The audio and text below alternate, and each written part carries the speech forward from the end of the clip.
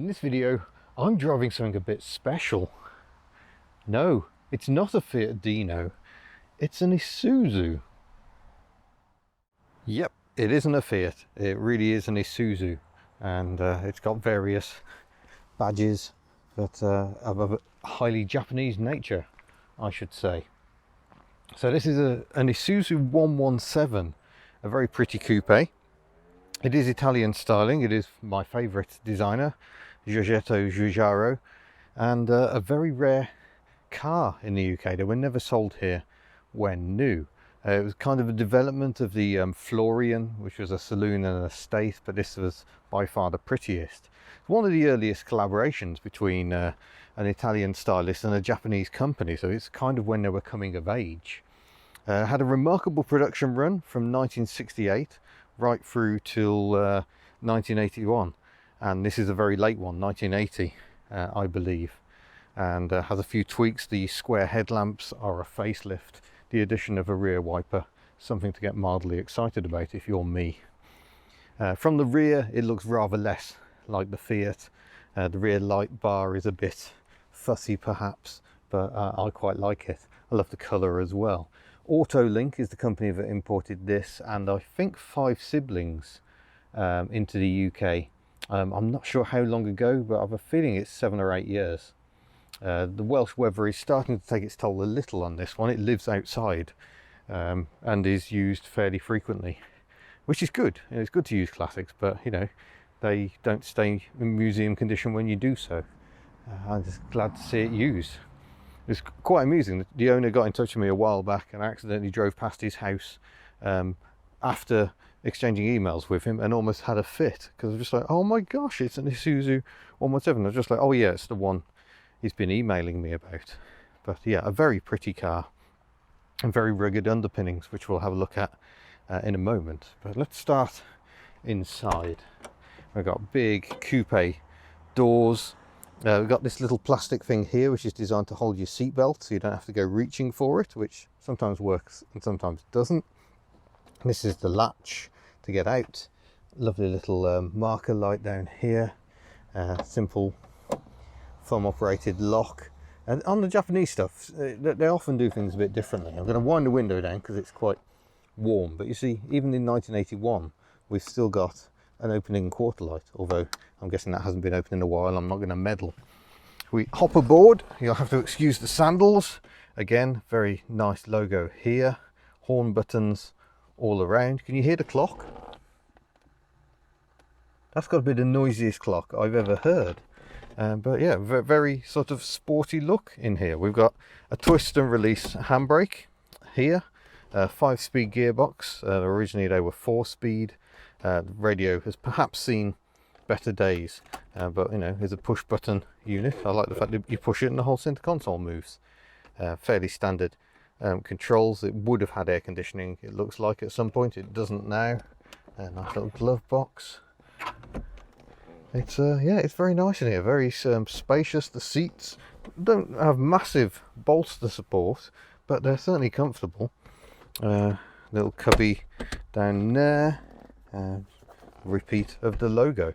The seat does seem to move a little, but yeah. Oh yeah, I haven't shown you this. Look at this up here, beautiful. So you can change how your courtesy light works, if it comes on with a door or not. Got little map reading lights as well. Door warning. Fasten belts come on. Yeah, if I put the ignition on, it tells me to put my seat belt on. That's lovely. Very 1970s style up here. But yeah, it's quite remarkable that these cars are pretty much unknown in the UK. They sold 86,000 of them. Originally, it was a low production car. They were making like 50 a month. Very much a hand-built special.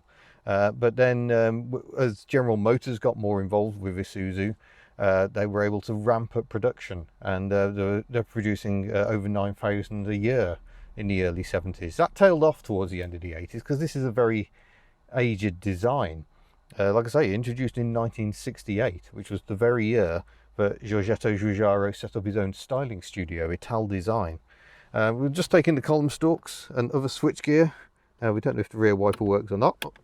It does, it just turned on, even though I haven't got the ignition on. So that works. We'll look at that later. Light control here. Lovely, what's that? Rear defroster.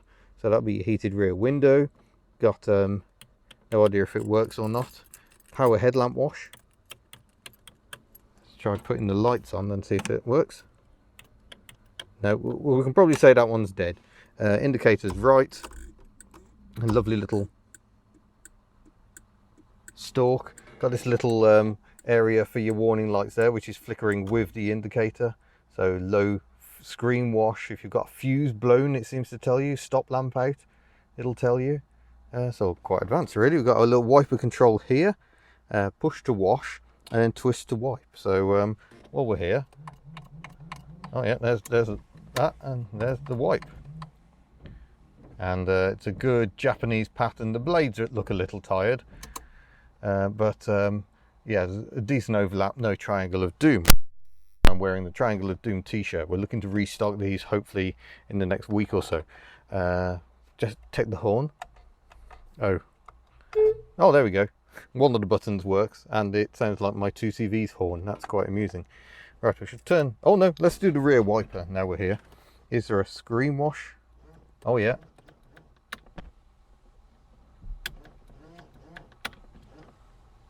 Interesting, the jet comes from down below.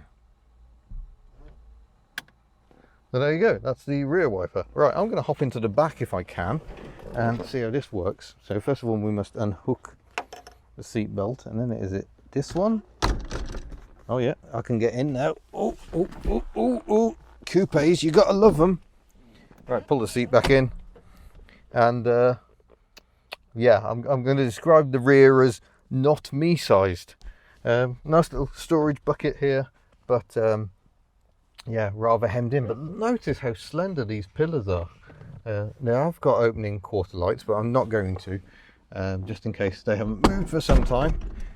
There we go, I'm free. Coupes are never the most graceful things to get in and out of, are they? I'm going to hook my seatbelt there in a preemptive strike. See if the boot's open. Oh yes, here's the jet.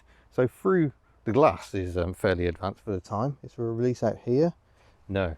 Is there a remote release? Japanese do like a remote boot release. That's a fuel flap, so no. So we shall take the key with us. We have to press the button on the bottom to get the key out. Go and have a look at what's in the boot. Not that key. Let's get that key then. Oh yes, there we go. Oh, and it's not a bad sized boot. There's a little jack down here which appears to be out of a Toyota. Is there a spare wheel? No. It's a flat floor, so is the spare wheel underneath, I wonder? No. Ah, maybe there isn't a spare wheel. It looks like it maybe it would bolt down to that bracket. I like this as well. Oh, boot light. Obviously should be in there, I think. Doesn't seem to be working. That's a shame. But you will notice we've got leaf springs under here. Like I say, it's not the most advanced car in the world, but then the Ford Capri was selling very well at the time this car was built, and that's not a very advanced car either. Right, bonnet release we should try to find next, I think. Where do you reckon? We've got a modern fog light switch, because it wouldn't have required a fog light in Japan, but being built after April 1980, it does require one here. Also notice the little fender mirrors.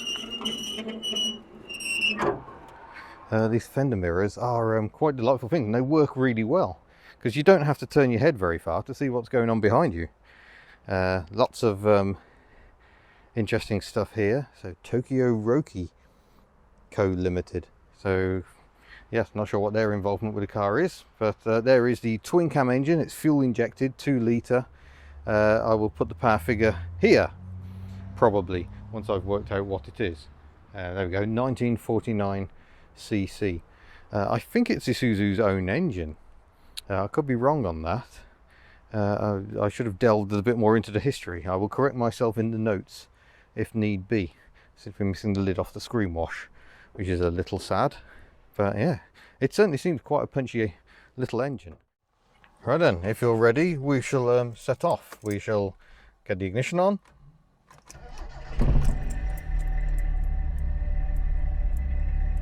There we go. Hunting a little, perhaps, but seems okay. We seem to have a warning light on with the temperature. Not sure why. I'm not sure if it's just because it hasn't got up. I suspect the thermostat is a little duff. It doesn't seem to be getting right up into the operating window, unfortunately. So that's a bit of a shame. Got oil pressure, which takes a while to climb up, but I think that's just the gauge being a bit slow. But yeah, otherwise it sounds pretty good. Fuel injection, still something of a novelty on equivalent cars in the UK at the time. I think the Ford Capri kind of had it with a 2.8i, but very strange on a 4-cylinder. But it's a twin cam engine, so it should be pretty lusty.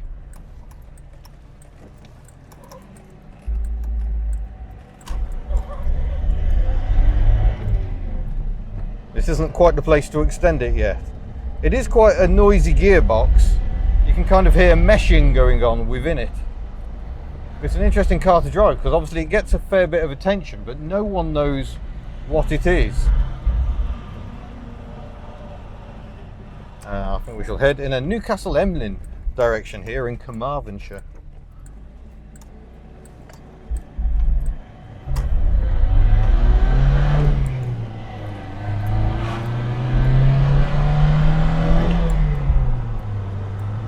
Yeah, it sounds mean and purposeful, but it's more a GT really. It's more about the cruise, but it does handle very nicely. The steering is horrifically heavy at parking speeds. It is unassisted.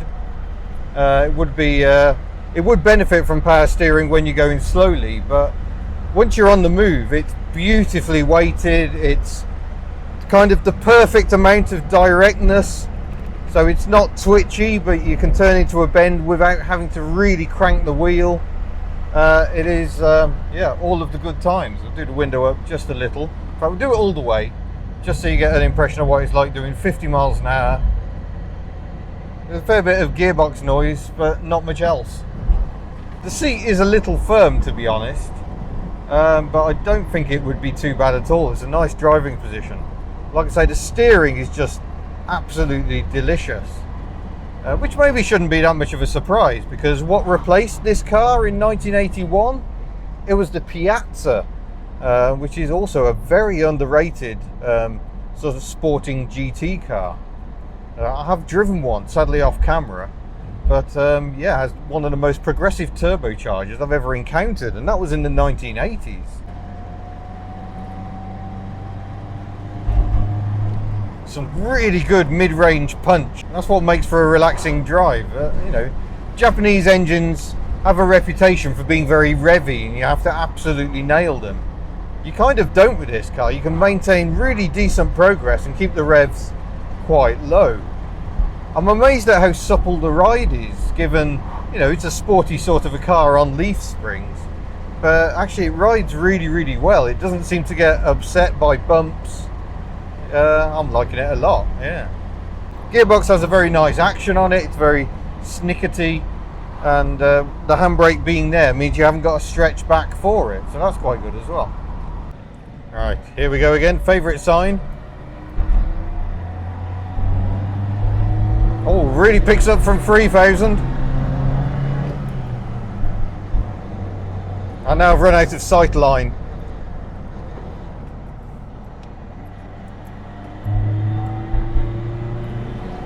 Quite a long travel on the clutch, and unfortunately the bite is quite high, which suggests it might be a little on the worn side, but oh,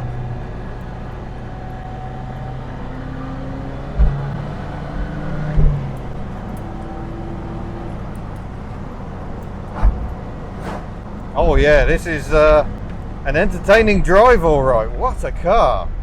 The car you've never heard of is actually huge fun. Fortunately, the brakes are reassuring, so it does actually haul up quite well.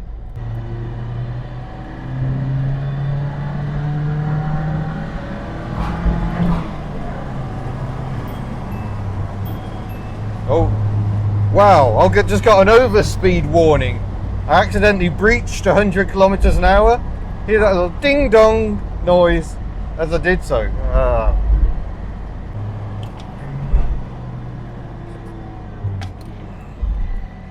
Pedals are not well set for heel and toe, unfortunately.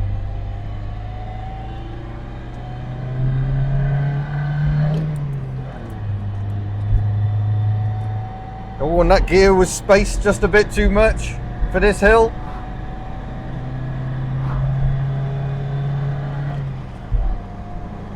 I'll tell you what, this is almost as much fun as a Mazda MX-5, which is pretty remarkable given this car predates the MX-5 by almost a decade, and the design by almost 2.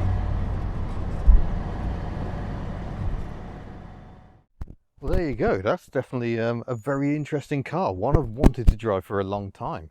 So yeah, I'm very glad, thanks to Will, to finally get the opportunity.